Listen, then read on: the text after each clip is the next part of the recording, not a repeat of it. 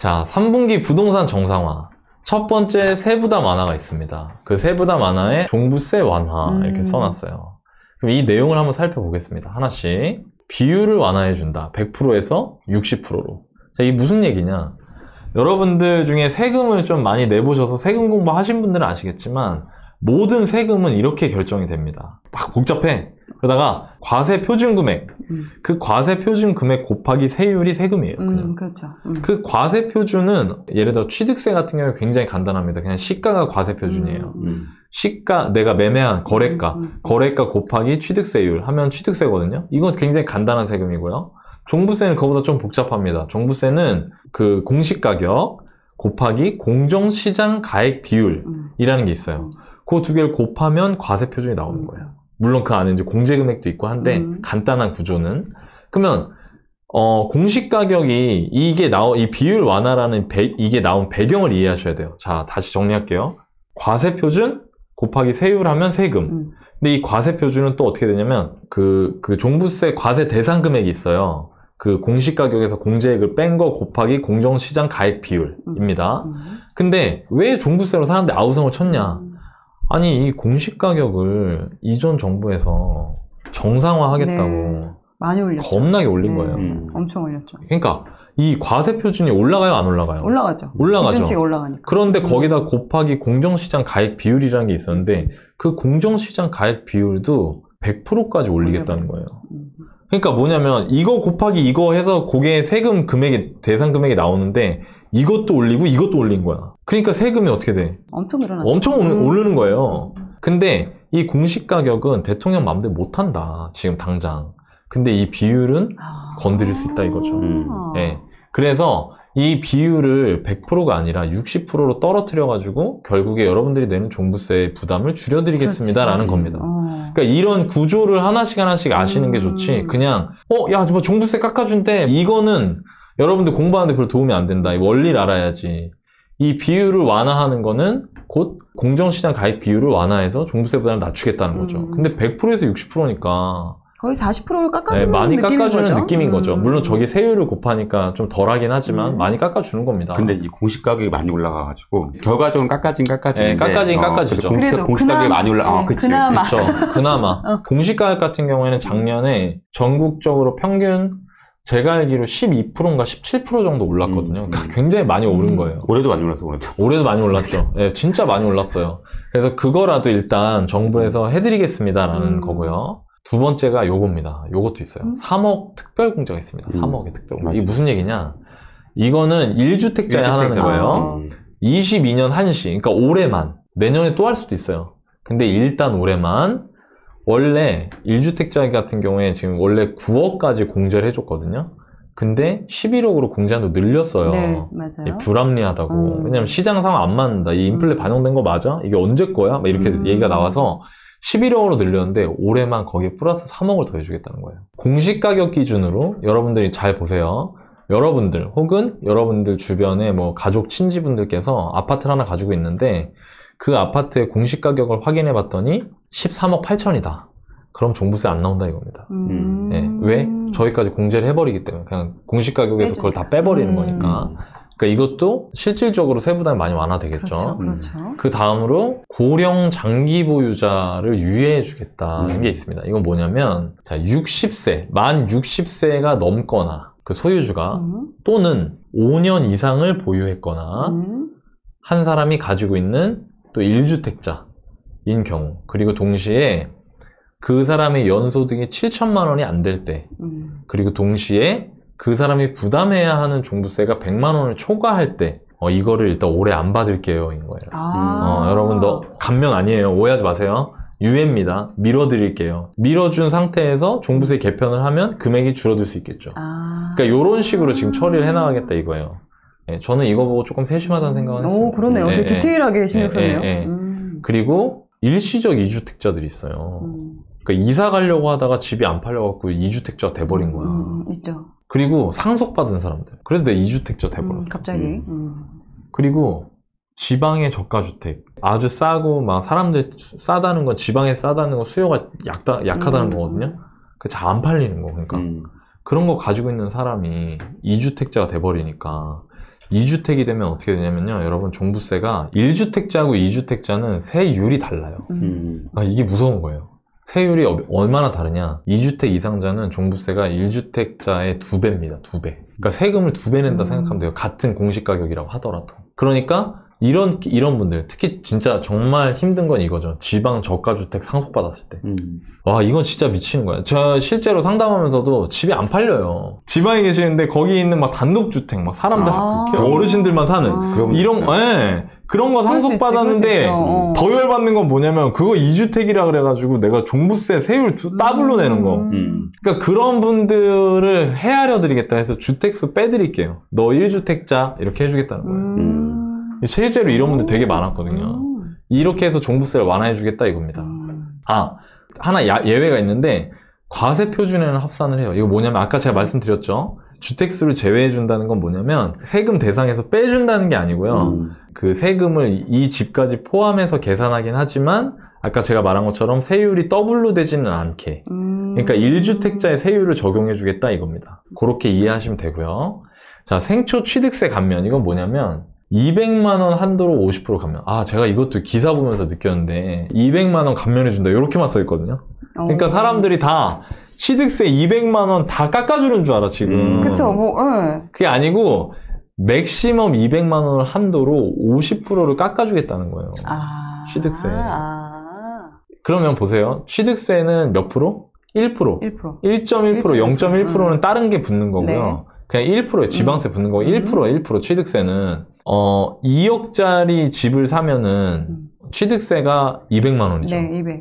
그거 200만 원 한도로 50%를 감면해 주니까 100만 원만 감면해 주는 거예요. 4억짜리 집을 사면은 취득세 400만 원인데 그거에 50% 200. 그 한도 딱 맞춰서. 그럼 5억짜리 사면 얼마? 그래도 200. 그렇죠. 그렇죠. 이렇게 이해하셔야 된다. 이거를 아셔야 돼요. 그리고 이거는 2022년 6월 21일 이후 취득권에 대해서 벌써 진행되고 있는 거죠. 이거 본인이 잘 챙겨 먹어야 돼요. 네. 자, 그리고 양도세 중과배제. 이거는 이런 이슈가 많았어요. 다주택자들이 부담해야 하는 세금이 70%가 넘는 경우도 있었거든요. 맞아요. 그러면 내가 보유기간 동안 냈던 세금, 취득할 때 냈던 취득세, 보유하는 동안 종부세, 재산세 내고 막 임차인 뭐 수리하고 뭐하고 했어. 거기다가 세금 75%를 내. 그럼 내가 이거 팔고 나서 어떻게 된다 나는?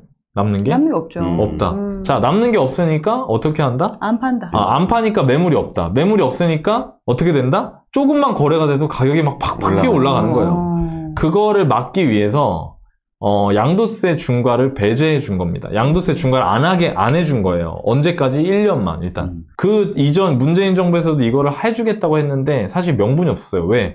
할 거면 진작에 했어야지. 집값 다 올려놓고 이제 와서 이것까지 양보하면 우리가 이게 뭐 한 거야? 이런 얘기 계속 나와서 결국에 못 했는데 정권 바뀌자마자 윤석열 정부에서 그냥 바로 했습니다.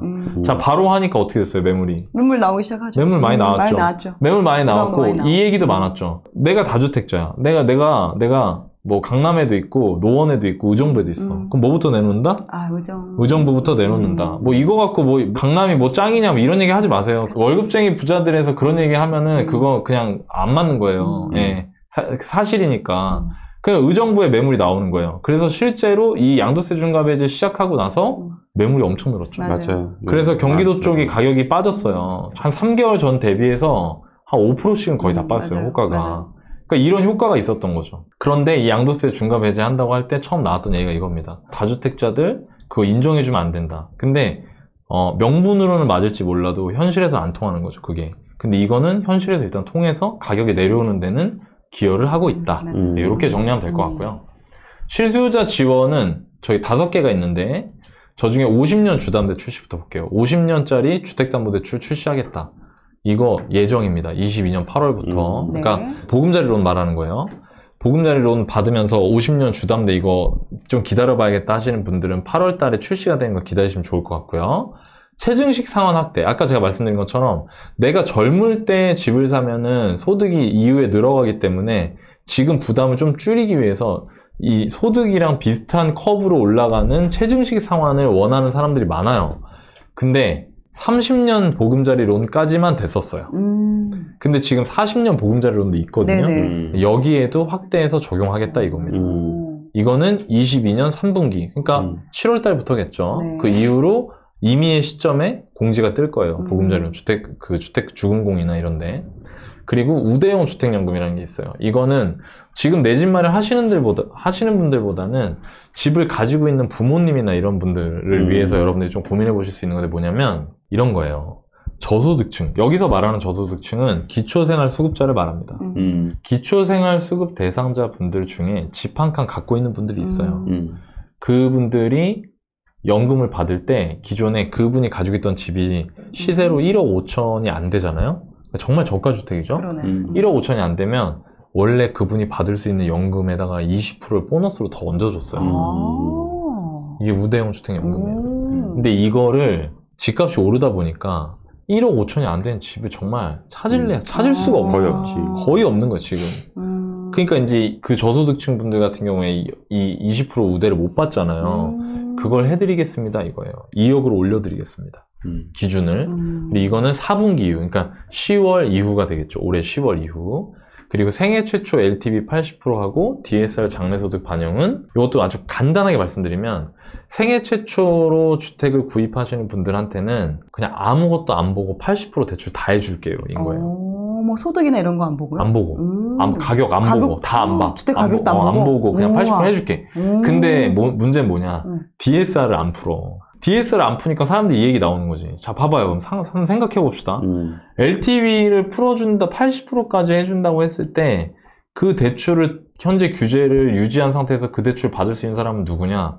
고소득자죠. 소득이 아주 많은 사람. 그러니까 이런 얘기가 나왔다 이거예요. 결국에 돈 많이 버는 사람들만 집 살 수 있는 거 아니야?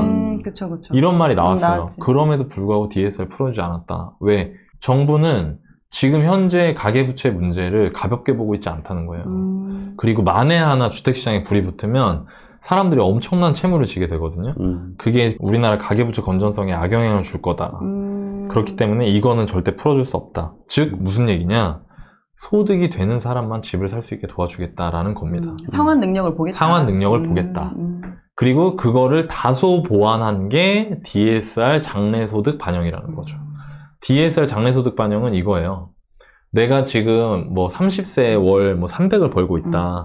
근데 통계청에서 봤더니 30세부터 몇 살까지 이 소득이 올라가는 비율이 있어요. 그럼 그 비율 가지고 미래에서 땡겨와서 지금 현재 소득을 새롭게 계산해서 DSR을 조금 더 늘릴 수 있게 해주겠다. 네, 요런 거죠. 마지막으로 공급 확대는 뭐냐면 분상제 개선이 있습니다. 뭐 250만원 로드맵 막 이런 거 있는데 다 원문 보면 뭐라고 써있냐면 3분기에 검토하여 여러분들께, 국민 여러분들께 보고 드리겠습니다. 그럼 노력하겠다. 오케이. 그러면 그건 그때 하고. 네. 자, 분상제 개선. 요거는 한대요. 이거 뭐냐. 지금 분상제가 어떻게 되는 거냐면 분양가를 이렇게 정해요. 제가 저기 써놨죠. 택지비, 건축비 범위로 제한해요. 저 택지비랑 건축비 빼고는 저거 합친 거보다 분양가 넘을 수 없는 거예요. 잘 생각해 보세요. 택지비, 건축비. 이게 뭐예요, 원래? 원가잖아. 원가. 그러니까 원가보다 세게 분양하지 말라는 거예요. 작거나 같아야 되니까. 그게 분양가 상한제였던 거예요. 그리고 물론 이런 건 있죠. 택지비 안에는 택지 가산비, 건축비 안에는 건축 가산비라는 게 있어요. 그 가산비가 쉽게 말하면 이런 거야. 왜 우리 이렇게 분양 딱 하고 아파트 막 짓고 있는데 임장 가서 막 돌아다니면 펜스 막 엄청 불러놨지. 그 펜스 치는 비용 이런 거. 근데 사실 그것도 원가잖아. 그 원가죠. 그런 거. 그거 어차피 철거해야 되는 건데. 철거해야 되는 거고. 그런 것만 감안해가지고 분양가를 산정할 수 있게 해줬거든요. 자, 그러니까 자, 너바나님이 건설회사요. 여기가 이제 사업을 하려고 그래. 재건축 조합이야. 여기 우리 분양가 얼마입니까? 했더니 제가 정부요. 너바님이 내 눈치 보니까 약간 이상한데? 제가 정부야, 정부. 그럼 너바님이 정부님 저희 분양가 이렇게 해도 되겠습니까? 심사를 넣어. 그럼 제가 이제 태자를 딱지를 딱 붙여. 안 돼요. 이거 너무 비싸요. 네. 그럼 또 다 조합으로 쪼르르 가가지고 이거 분양가 심사 안 된대요. 그럼 낮춰서 분양을 하는 거죠. 근데 그렇게 몇 번 해보니까 너바님이 돈이 남는 게 없는 그렇지. 거야. 안 하게 되죠. 그러니까 하기가 싫은 거야. 아니 막 조합에서 또 막 뭐라고 하고 이게 분양가가 이게 뭐냐 막 때려쳐. 때려쳐 막 하고 너바님이 그러니까 나하고 코코님 사이에 껴가지고 이도 저도 못 하는 거지. 그렇죠. 그러니까 이제 좀 짜증이 나니까 분양을 안 해. 분양을 안 하니까 공급이 어떻게 돼요? 줄어들죠. 그러니까 그 문제를 풀어주겠다는 거예요. 그러니까 여기 위에 이게 공급 확대 체계에 해당이 되는 거예요. 자, 그럼 보면 어떻게 푸냐? 정비사업 추진할 때 필연적으로 발생하는 비용이 있어요. 대표적인 명도비, 임차인들 이사비 나가는 거. 이사비 나가는 거 물론 다시 받지만 뭐 금융비용 이런 거 있을 수 있고, 그리고 이런저런 이유로 영업 손실을 보상해야 되는 비용들이 있어요. 영업 손실이 생길 수가 있어요. 그리고 최근에 가장 이슈되는 건 이거죠. 자재 가격 급등. 맞아요. 이게 어마어마하게 빨리 짧은 기간 동안에 막 철근값이 막 80%씩 오르니까 이게 감당이 안 되는 거야. 근데 기존 분양가 상한제에서는 이걸 반영을 못 해. 그러니까 더더욱 어떻게 돼요? 분양을 안 하죠. 그래서 여러분들 아시겠지만 서울시에 작년 말 기준, 2021년 말 기준으로 내년인 2022년에 이만큼 분양하겠습니다 라고 한 거에 25%밖에 분양 안 했다 지금 벌써. 그러니까 이거는 여러분들 부동산 투자 공부하시는 분들이니까 당연히 아셔야겠지만 우리는 너무 지금 이슈돼 있는 것만 봐요. 요즘 주식 봐도 그런 느낌 많이 들거든요, 저는. 근데 이런 것들을 보다 보면 3년 뒤, 4년 뒤 미래가 보여야 되는 거예요. 입주할 아파트가 없을 거예요, 분명히. 이대로 가면. 그러니까 그런 구조적인 문제를 풀어드리겠습니다 라고 하는 게 분양가 상한제 개선하겠다는 거고, 그게 공급 확대 정책에 해당이 되는 거죠.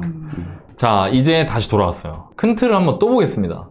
임대차 시장 안정화와 3분기 부동산 정상화라는 두 축으로 이루어져 있다. 6.21 부동산 대책은.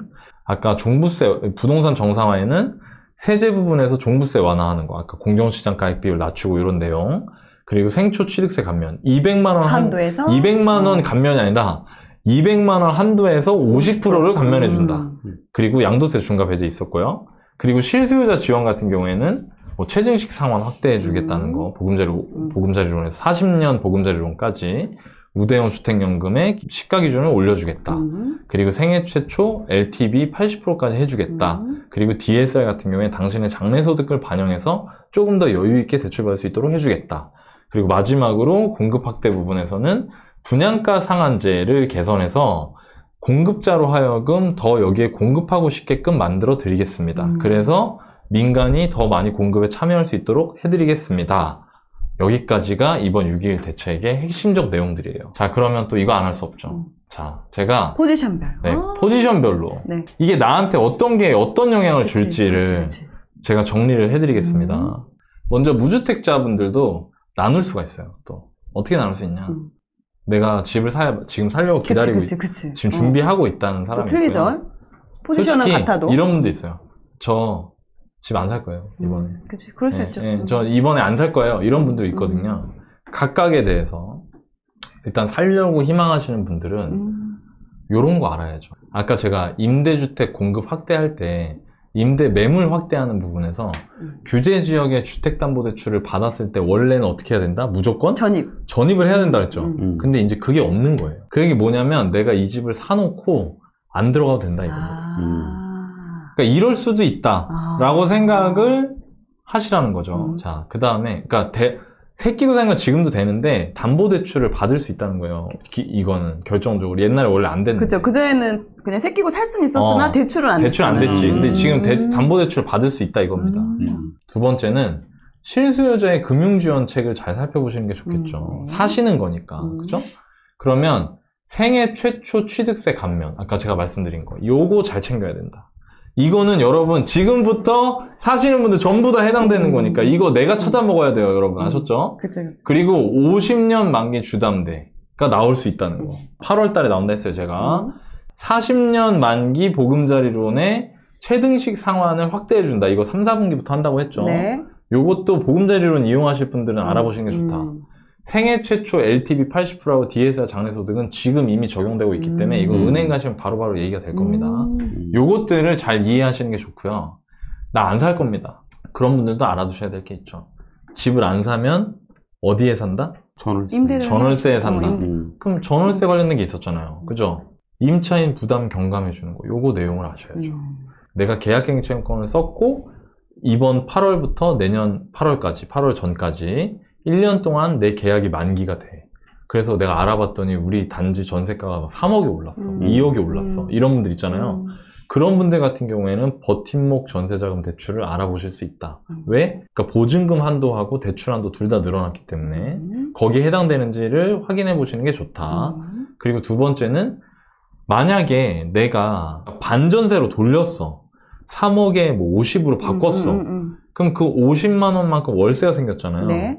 근데 이 월세 중에 내 소득에 따라서 연 7천만 원이 안 되면 12%까지 세액공제 받을 수 있게 됐다. 직장인들 같은 경우에 750만 원 한도로. 네. 그러니까 이것도 내가 찾아 먹어야 돼요. 근데 이거 증빙 어떻게 해야 되냐? 이체할 때 월세, 월차임 이런 식으로 써서 이체되게끔. 네, 그런 거를 준비를 하셔야 된다 이겁니다. 그 다음에 1주택자는 뭘 알아야 되냐? 내가 지금 실거주 하고 있는 경우, 실거주 안 하는 경우가 있죠. 그러니까 이 두 가지가 또 다릅니다. 네. 먼저 실거주 하시는 분들 같은 경우에는 아까 제가 말씀드린 거 임대주택 공급 확대 이 부분을 확인하셔야 돼요. 이거 뭐냐? 주담대 처분기한 연장 6개월에서 2년으로 뭐냐면 1주택자 중에 내가 지금 실거주를 하려고 있는데 내가 갈아타려고 그래. 갈아타려고 하는데 원래는 어떻게 해야 된다? 이 집에 내가 담보대출 받으려면 이 집 산 다음에 내 집을 6개월 안에 팔고 그 안에 쏙 들어가야 돼. 네, 맞아요. 그러니까 이게 너무 힘든 거예요. 근데 이제 그게 없어진다 이겁니다. 그게 없어지니까 갈아타기 할 때도 다르게 생각을 해볼 수 있겠죠. 그죠? 그리고 두 번째는 종부세 완화되는 거. 아까 제가 이 3억 특별공제가 있었다고 했잖아요. 그래서 11억에서 14억으로 공제 한도가 늘었거든요. 네. 근데 공시가격으로 14억이면은 지금 현재 시가 기준으로는 뭐 18억, 뭐 19억, 뭐 종류에 따라 다르겠지만 20억까지도 해당될 수 있거든요. 그러니까 내가 거기에 해당되는지 보셔야 돼요. 왜? 제가 왜 자꾸 얘기하냐면 여러분 생각보다요 여러분들한테 오는 세금 고지서가 틀릴 때가 많습니다. 맞아요.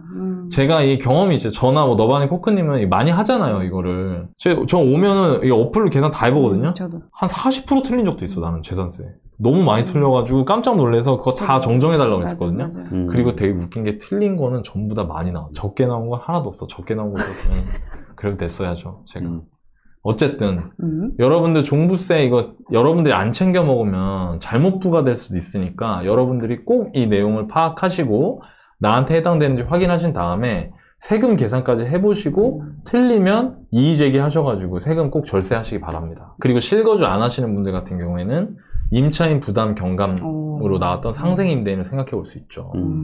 사실 이게 크죠. 이제. 그렇죠. 내가 1주택이야. 내가 집을 하나 갖고 있어. 근데 한 번도 안 살았어, 거기서. 또 사정상 살 수 없는 상황이 사정상 살 수가 없어. 그래서 그 임대를 주고 있는데, 이 양도세, 비과세 때문에, 아, 어떡하냐, 이거 언제 들어가냐, 미치겠네. 애들 자랄 때까지 기다렸다 들어가야 되나? 막 이러고 있는데, 그거를 상생임대인이 되면 안 해도 된다. 의무거주를. 그러니까 이거는 반드시 아셔야 되고, 솔직히 말하면 저 같으면요, 제가 이런 상황이다. 그럼 저는 무조건 상생임대인 하죠. 그러니까 이거는 정말 실효적 정책이라는 거예요. 제가 보기에. 이렇게 되면은 실제로 그 2+2 계약갱신권 쓰신 분들 중에 전세가 또 이번에도 5%만 올려가지고 재계약하실 수 있는 분들이 상당히 많을 것이다. 네. 그 임차인분들도 사실 이 영상을 혹시 임대인이 바쁘니까 모를 수도 있거든요. 그렇죠. 양도세가 좀 깎이는 것 그렇죠. 같다고. 아, 이거 영상을 공유하면 되겠네. 이 영상 공유해주면 집주인분에게 서로 집주인분에게. 맞아. 그렇지. 서로 2년 더 싸게 살 수 있고. 네. 그분도 이제 임대인은 양도세 안 이제 내니까. 안 내고. 그렇죠. 그러면 다주택자분들도 있습니다. 내용이 상생임대인. 오, 다주택자도. 원하이님 이거 상생임대인 다주택자 안 되는 거 아니에요? 됩니다.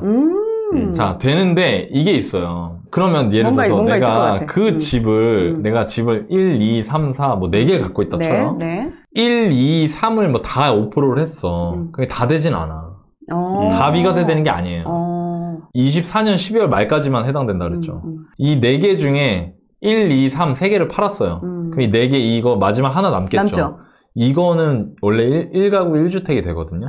근데 이 1주택에도 2년 거주가 들어가야 돼요. 원래. 그렇지. 뭐 조정. 근데 그걸 빼주겠다는 거예요. 그러면 여러분들 다주택자분들 중에 이렇게 생각할 수 있죠. 내가 가지고 있는 집들 중에 내가 마지막으로 팔려고 하는 집이 있을 겁니다. 특히나 가장 좋은 주택을 마지막까지 가지고 있을 것 같아요. 그런 거 같은 경우에는 5% 증액 제한을 하시면 거기 2년 안 들어가도 나중에 양도세 비과세가 된다 이거예요.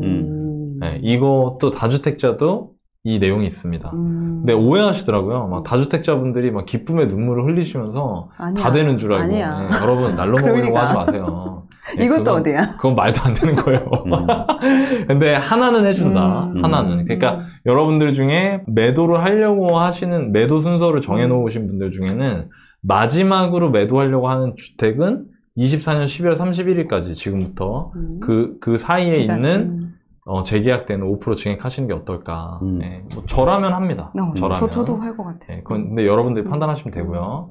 그리고 세부담 완화 이거 빼놓을 수 없죠. 종부세 완화되는 건 다주택자는 종부세 좋아지는 거 없어요. 사실상 지금은. 근데 아까 제가 말씀드린 것 중에 다주택자임에도 불구하고 종부세가 완화되는 분들이 있었죠. 누구냐면 일시적 2주택, 상속주택 받은 분, 지방저가주택 가지고 있는 분. 이런 분들은 이것도요, 여러분 되게 재밌는 게 아까 제가 주택수에서 빼준다고 했잖아요. 네. 주택수에서 빼준다는 의미는 뭐냐면 이런 거예요. 1주택자는 공시가격 곱하기 예를 들어서 0.3%예요, 세금이.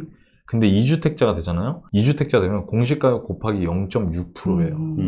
근데 이런 경우가 있잖아요. 1주택인데 고가를 갖고 있는 사람이 있고 2주택인데 저가 갖고 있는 사람이 있다. 있죠. 그래서 이거 두 개 합친 거랑 1주택이랑 똑같은 경우가 있어. 공시가격. 오히려 더 안 될 수도 있고. 안 될 수도 있고. 근데 세금이 난 2배인 거야. 나 2개 있다고. 그러니까. 그냥 사실 이것도 아마 반영을 할 거예요. 이후에 종부세 개편할 때. 근데 어찌됐건 간에 이거는 어마어마한 차이가 있다.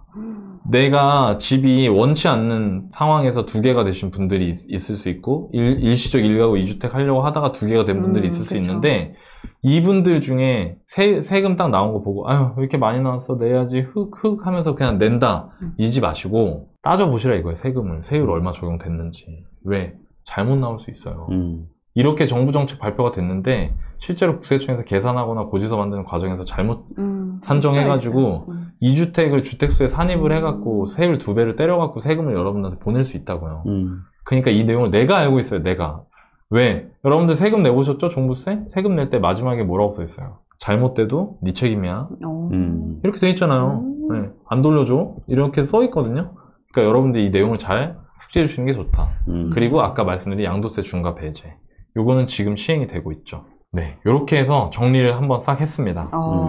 그리고 제가 하나 더 드릴 말씀이 있는데 지금 제가 여러분들한테 소개를 쭉 해드렸잖아요. 그리고 저한테 그렇게 물어보시는 분들이 많아요. 너나이님 어떻게 이런 거 나오면 그렇게 짧은 시간 동안 구조 만들어가지고 정리할 수 있냐고. 맞아, 너무 신기해. 그 왜 그러냐면 당연히 하루아침에 된 건 아니겠죠. 계속 공부했으니까 저는 그동안 여러분들 앞에 나타나기 전에도 이걸 계속 해왔기 때문이거든요. 그리고 그걸 할 때 제일 좋은 방법은요. 사실 신문기사 콘텐츠가 저희 기사 콘텐츠의 타이틀이지만 저는 이런 거 준비할 때 기사 보고 준비하지 않습니다. 그러니까 원문을 보고 준비해요. 왜냐면 그걸 봐야만 자료를 작성한 사람이 어떤 의도와 배경을 갖고 작성했는지 그 행간의 의미를 볼 수 있고 그런 걸 보려고 노력하는 과정에서 부동산 시장이나 정부 입장이나 정책이 앞으로 어떤 방향으로 흘러갈 것이다 이런 것들을 느낄 수 있거든요. 그래서 여러분들한테 제가 꼭 추천하고 싶은 게 있어요. 일반적인 경제 뉴스나 이런 건 기사로 공부하셔도 되지만 부동산 정책 같은 거는 꼭 원문으로 공부하셨으면 좋겠고요. 네. 오늘 제가 여러분들한테 이 해설해드린 내용의 원문 있죠? 그 원문을 저희 카페에 글을 올려놨거든요. 네. 원문을 모아가지고 네네. 저희가 링크 지금 달아드릴 테니까 그 링크 타고 저희 카페 들어가셔서 다운 받으셔가지고 오늘 설명 들은 걸 바탕으로 다시 한번 읽어보세요. 그러면 여러분들이 확 이해도가 높아지는 게 느껴지실 거거든요. 그렇게 도움이 좀 되셨으면 좋겠습니다. 근데 그냥 이 방송 봐요. 저도 그래요. 저도. 이 방송 처음부터 보면 되지. 뭐 뉴스 뭘 그걸 다 봐고 뭐 뉴스 볼 거 있나? 원문 볼 필요 있나? 너나이님만 보면 되지. 너나이님이 이렇게 준비해 주시는 거. 그래선 최고가 될 수 없어. 우리는 이분들은 괜찮아. 굳이 최고 될 마음도 레버리지 하면 되지. 너나이님 레버리지 되지. 난 최고가 되고 싶었어. 너나이님이 최고가 되기를 우리가 계속 지켜볼게요. 좋아요만 누르면 되고 얼마나 좋아. 네, 윤석열 정부 출범 이후 첫 번째 부동산 대책인데요. 어떻게 우리 현실에 도움이 되는지 좀 지켜봐야 할 것 같습니다. 자, 그리고 이해 안 가시면은 여러 번 보세요. 이해 안 가시면 2번, 3번 보시면 그래도 이해가 가니까 그렇게 보시는 것도 괜찮을 것 같아요. 복잡한 내용은.